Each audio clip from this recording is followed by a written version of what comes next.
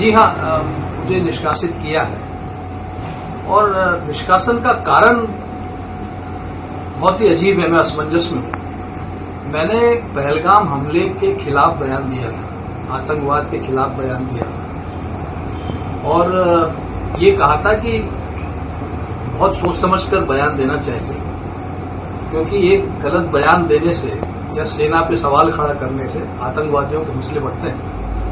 पुलवामा का जो हमला हुआ वो इसीलिए हुआ था कि इस तरह के अनर्गल बयान दिए गए और वहां कुछ बातें लीक हो गई होंगी कॉन्फिडेंशियल नेताओं द्वारा,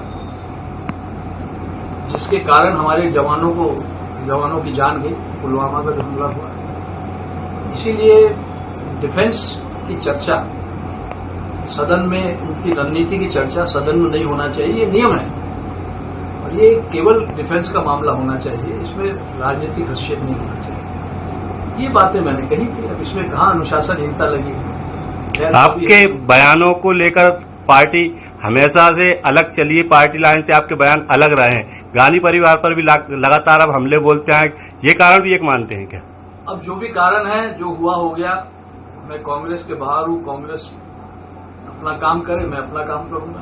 धन्यवाद। राहुल गांधी को लेकर के आपने बयान दिया था, उससे आप कह रहे हैं? राहुल का जो भी मैंने कहा मैं उस पर कायम रहूंगा और अभी मेरा वीडियो जो जारी मैं कर रहा हूँ उसमें सारी बातें।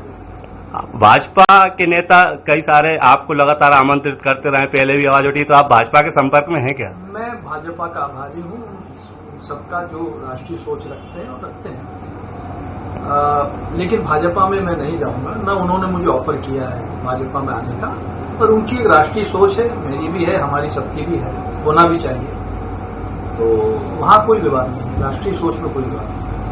राहुल गांधी जी को प्रधानमंत्री देखे जाने संबंधी आपके पास कोई बात आई थी तो मुझसे कहा गया था कि राहुल गांधी को प्रधानमंत्री ये बनेंगे ऐसा कह दो तो पार्टी नहीं निकालेगी। तो मैंने कहा भाई ये बात मैं नहीं कह सकता, मैं कोई ज्योतिषी नहीं हूं और मैं ऐसी बात नहीं कह सकता। उस पर उन्होंने कार्रवाई कर दी। ये तो उनकी सोच है।